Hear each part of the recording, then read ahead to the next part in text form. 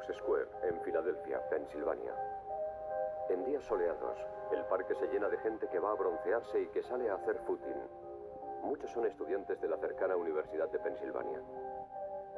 En 1998, Shannon Shiver vivía solo unas manzanas del parque. Tenía 23 años y estudiaba en la prestigiosa Wharton School of Business. Ella quería especializarse en seguros, pero le gustaban mucho los desafíos y también estaba estudiando finanzas. Para sus padres, Vicky y Sil Shiver, Shannon era todo lo que se puede esperar de una hija. Shannon era una persona muy alegre. Era curiosa, quería saberlo todo y tenía mucha vitalidad. Siempre estaba haciendo preguntas. Siempre que íbamos a algún sitio, ella siempre preguntaba cómo había pasado eso o por qué eran así las cosas. Era una chica brillante y muy competitiva. Le gustaba montar a caballo y ganaba muchos premios. Pero también era una chica muy cariñosa. Creo que debía tener el grupo más diverso de amigos que haya tenido nadie. Shannon destacaba en casi todo lo que hacía. El último año de la escuela secundaria, ella era la presidenta de la asociación de alumnos, cuando otro presidente se acercó para saludar y comunicar que volvía a presentarse a las elecciones. Cuando estudiaba en la Universidad de Duke, fue la delegada de su curso y segunda capitana del equipo de equitación. Se graduó en 3 años, con 3 especialidades, en matemáticas, económicas y filosofía. De allí, Shannon se trasladó a Filadelfia para seguir estudiando. Alquiló un apartamento en un segundo piso cerca de Rittenhouse Square, porque era una zona considerada segura. La noche del 7 de mayo de 1998, Shannon no se movió de su casa. Al día siguiente, Shannon no acudió a una cita con sus amigos como habían planeado, así que fueron a su apartamento y forzaron la puerta. Los amigos de Shannon les dieron la noticia a los Shiver. Solo me dijeron que tenía que ir enseguida y que había pasado algo malo.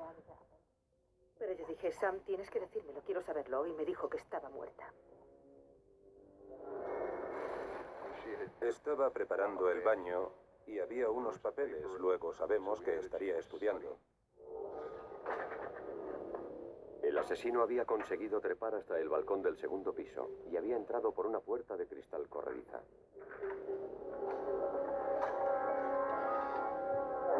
Había señales de un forcejeo.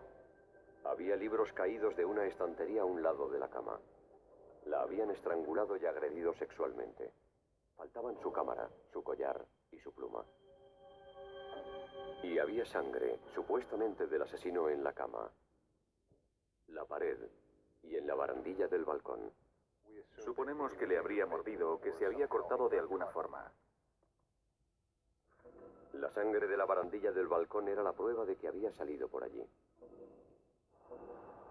La policía sabía que el asesino tenía experiencia en acceder a viviendas en pisos altos, pero iban a necesitar mucha más información para encontrarle.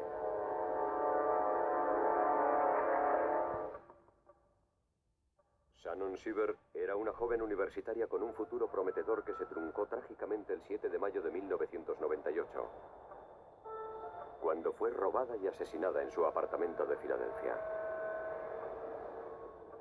No había testigos y ninguna de las pistas de la policía revelaba nada importante. Después de 8 meses de investigación, la policía había llegado a un punto muerto. El primer golpe de suerte en el caso llegó de una fuente inesperada. Un informador anónimo llamó a la redacción del Philadelphia Inquirer para facilitar información confidencial y embarazosa sobre la investigación del asesinato de Shannon Shiver a la prensa. Esa persona nos dijo que era una vergüenza lo de Shannon Shiver porque el departamento de policía había pasado por alto 2 casos anteriores que estaban relacionados y que si se hubiera investigado se podría haber evitado su muerte. Estábamos casi seguros de que debía ser un policía jubilado. Los reporteros de investigación del periódico investigaron más a fondo y descubrieron pruebas de que la policía había ocultado varios casos anteriores de violaciones para que las estadísticas de delincuencia de la ciudad parecieran mejores de lo que eran en realidad. La policía de Filadelfia llevaba casi 20 años ocultando denuncias de agresiones sexuales. Ni ni siquiera se consideraban un delito y se borraban de los libros por completo. Dos de esos delitos eran dos casos de violaciones sobre los que no se informó y que habían ocurrido un año antes del asesinato de Shannon Shivert con el mismo método. Todas las víctimas eran mujeres jóvenes que vivían solas sin pareja ni animales de compañía. Según nuestro informe, solían ser las mujeres más indefensas las que eran el objetivo, mujeres sin techo, mujeres afroamericanas, mujeres que no iban a poder denunciar mucho.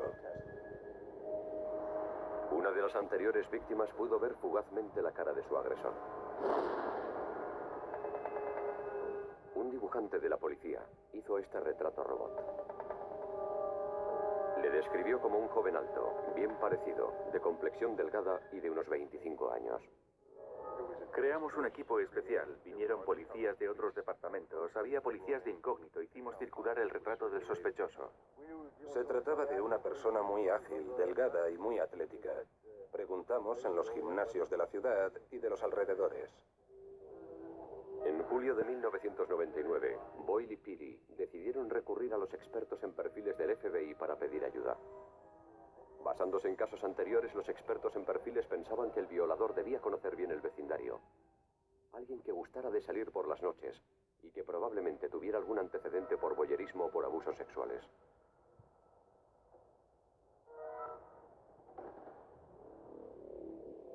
Cinco meses después del asesinato de Shannon Shivert, el violador de Center City se cobró su sexta víctima. En esta ocasión tuvo que quitar 14 tornillos de unas barras de seguridad para conseguir acceder a un piso bajo. Nos entristecimos mucho y quisimos hablar con los padres de la joven, y ellos nos llamaron y estuvimos charlando un buen rato con el padre y la madre. Pero al mismo tiempo eso nos daba esperanzas y pensábamos que era algo que podía ayudarnos a coger al asesino y meterlo en la cárcel. Y eso era muy importante para nosotros.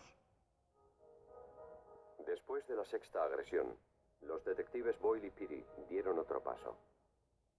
Boyle había visto un capítulo de Crímenes Imperfectos por televisión sobre una serie de agresiones sexuales en Luisiana que se había resuelto gracias a las técnicas de perfiles geográficos. Así que Boyle se puso en contacto con Kim Rosmo, el investigador que aparecía en ese episodio. Partimos de la base de que los criminales actúan cerca de sus casas y sabemos que lo hacen en zonas en las que se sienten cómodos, en su zona de seguridad. Rosmo hizo un mapa de todo Center City con hombres a pie y también con helicópteros. Después introdujo la dirección de Shannon y la de las otras 5 víctimas en su programa de perfiles geográficos. Entonces el sistema informático efectúa todos los cálculos, hasta 1 millón de cálculos, y genera una zona de riesgo. La zona de riesgo es un mapa en 3 dimensiones que muestra los lugares más probables donde pueda estar el domicilio del agresor. El color naranja muestra las zonas donde es más probable que viva o trabaje el violador de Center City. La policía llenó todas esas zonas con retratos en robot del violador, pero en realidad era un esfuerzo inútil. El violador de Center City y ahora asesino no volvió a actuar. Al menos no en Filadelfia.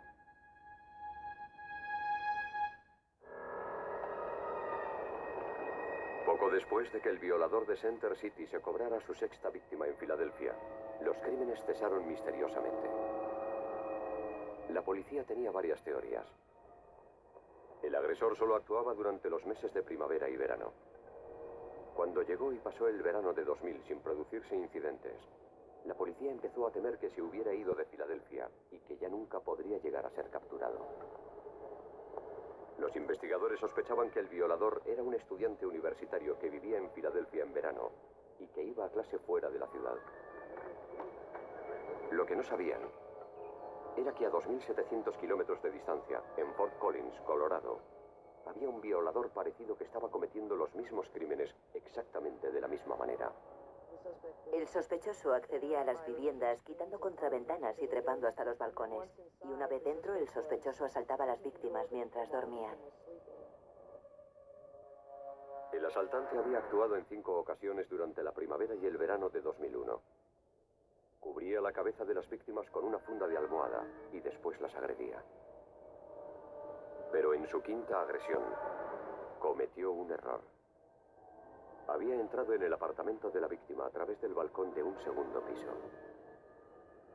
El supervisor del laboratorio de criminología, Jeff Svoboda, llevó un tramo de la barandilla a su laboratorio y lo roció con ninidrina, una sustancia que se emplea para descubrir huellas dactilares en superficies porosas.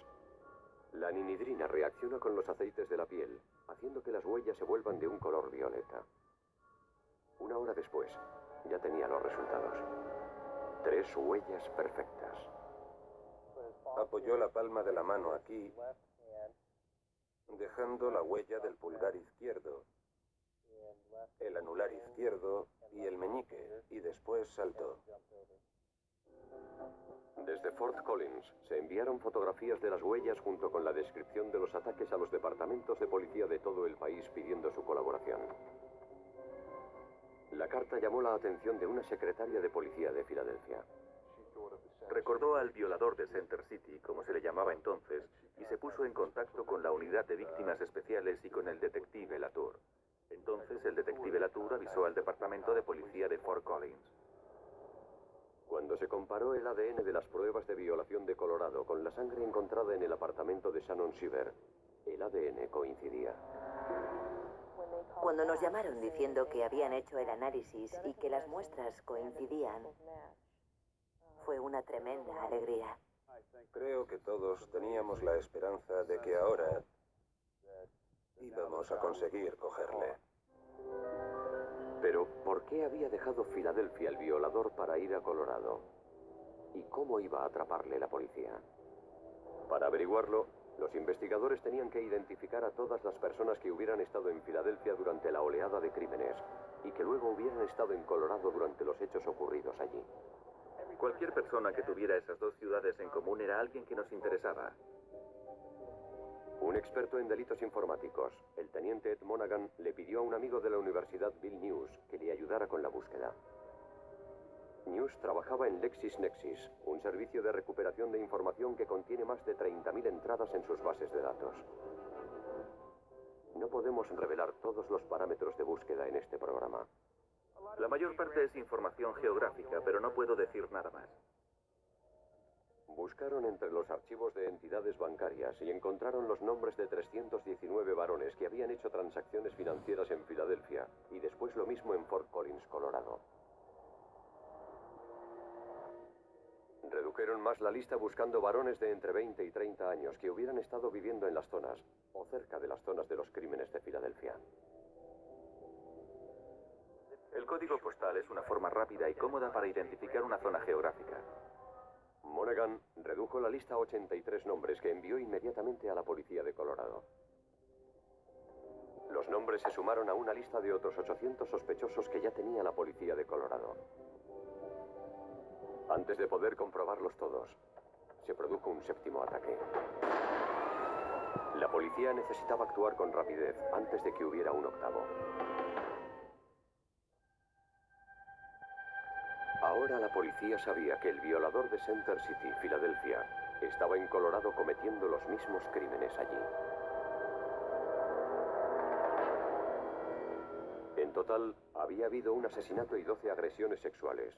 5 en Filadelfia y 7 más en Fort Collins, Colorado. En septiembre de 2001, la policía de Colorado investigaba metódicamente a sospechosos potenciales y hacía pruebas de ADN cuando recibió esta carta. Lo siento, pero todavía no puedo dejar que me cojan. En Colorado no. Ni siquiera me gusta este sitio. A mí no me gusta el frío. Ya ni siquiera me apetece volver a Fort Collins. Están ustedes por todas partes. Admito que sí quiero que me cojan. No me gusta lo que hago. Me mantiene apartado de la gente y no puedo hablar con nadie. Me siento muy solo.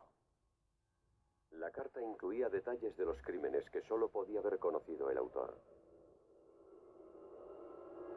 Pero no contenía ADN ni huellas dactilares. Al final, la detective Kim Cochran concluyó que el violador solo pretendía desviar la atención de los investigadores. Si dejábamos que el sospechoso nos llevara en otra dirección con la carta, al final se nos podría escapar algo. La policía de Colorado había recibido más de 1000 informaciones. Una llamada era de una mujer que decía haber salido con un hombre que se parecía mucho al retrato robot de la policía. El hombre se llamaba Troy Graves, un nombre que aparecía en la lista de sospechosos confeccionada por los expertos informáticos de Filadelfia. Graves había trabajado en un banco de Filadelfia, no muy lejos de los domicilios de las víctimas. Después de la última agresión en Filadelfia, Graves se alistó en las fuerzas aéreas y fue enviado a Fort Warren, en Colorado. Graves vivía en Fort Collins, a corta distancia del lugar de los crímenes cometidos en Colorado. La chica le dijo al investigador que a Troy le gustaba salir por las noches, que padecía insomnio y que seguramente tendría antecedentes por abusos sexuales. Graves había sido reprendido en una ocasión por espiar a una mujer en su habitación de la base de las fuerzas aéreas. Era delgado y de constitución atlética, físicamente capaz de trepar hasta la ventana de un segundo piso. El detective Neil Hysham se puso en contacto con Troy Graves y le pidió que fuera a contestar unas preguntas. Hablaba con corrección, era muy educado. Y eso me desorientó bastante, pero encajaba con la descripción que teníamos. Hysham le hizo las mismas preguntas que se habían formulado a otros cientos de sospechosos. Le pregunté si estaría dispuesto a someterse a la prueba del polígrafo, que era algo que podíamos aprovechar para descartarle. Y me lo dijo muy claramente, dijo, ahora mismo no. Entonces le preguntó a Graves si podía tomarle las huellas dactilares. Y su respuesta fue como que le parecía todo muy extraño. De todas formas, Graves fue llevado ante la experta de la policía en huellas, quien tomó todas sus huellas, prestando especial atención a las del meñique, del dedo anular y el pulgar de la mano izquierda. Cuando la señora Fulton le tomó las huellas dactilares, supe enseguida por su reacción y sus gestos que las huellas coincidían. Las huellas de Troy coincidían con las huellas de la quinta víctima en Colorado. Y al analizar la sangre de Graves, su ADN coincidió con el de la sangre que había en el apartamento de Shannon Shiver. Las andanzas de Troy Graves en dos ciudades por fin habían acabado. La policía y los fiscales decían que el móvil de Graves era la agresión sexual. Pero Shannon Shiver se defendió, cortando o mordiendo de alguna forma a Graves, lo que dejó sangre en la cama y en las paredes. Shannon era la única víctima asesinada. Al presentarle las pruebas forenses que había contra él, Graves confesó. Más tarde se declaró culpable y fue condenado. En la lectura de la sentencia, varias de sus víctimas tuvieron ocasión de dirigirse a su agresor. Te odio, Troy Graves. Con cada átomo de mi ser, te odio. ¿Cómo te atreves a violar a una persona como me violaste a mí? Y ahora lo vas a pagar. Tu futuro es la privación de libertad. Y noches de violaciones y torturas de formas tan horribles que no puedes imaginarte. Troy Graves fue sentenciado a cadena perpetua. Hace mucho tiempo que había perdido las esperanzas de que le encontraran, es verdad, es la verdad. Pero me alegré de que ya no fuera a haber más víctimas. Y lo digo de corazón como madre de una víctima. Los padres de Shannon conservan su habitación tal y como estaba cuando ella vivía, llena de todos sus premios, sus libros y sus fotos de familiares y amigos. Estábamos muy unidos, y pensar que alguien con tanta vida que formaba parte de ti ha desaparecido de repente es algo horrible. La investigación del asesinato de Shannon era la clásica búsqueda de la aguja en el pajar. La única solución estaba en el duro trabajo de los detectives, los perfiles geográficos y de comportamiento y los expertos informáticos. Estos son los lugares de las agresiones. El banco donde trabajaba Graves, el lugar donde estaba la casa de su novia y su primer domicilio. Todas las agresiones habían tenido lugar a lo largo de las rutas que Graves había seguido desde sus dos apartamentos alquilados Hasta la casa de su novia ya está el trabajo. Estos crímenes suelen ser los más graves y cualquier cosa que ayude a la investigación es bienvenida. Los expertos en perfiles geográficos solo deben ser una herramienta más entre las que tenemos. También es importante recordar que ningún perfil que se haga puede resolver un crimen. Hacen falta pruebas físicas o testigos o una confesión para hacer eso. Y al final son los detectives los que lo resuelven. Nosotros solo hacemos un pequeño papel secundario, pero que también es importante porque podemos ayudarles a centrar sus esfuerzos o entender mejor los hechos y seleccionar sospechosos. Los ordenadores no cometen crímenes y no resuelven crímenes. Los detectives los resuelven. Y aún así creo que fue un excelente trabajo de tecnología y recursos humanos. Es increíble lo que se puede hacer con el ADN ahora. Los expertos en perfiles geográficos, los expertos del FBI, el uso de los ordenadores. Todo eso ha cambiado la forma en que investigamos. La ciencia forense es lo que prima hoy en día.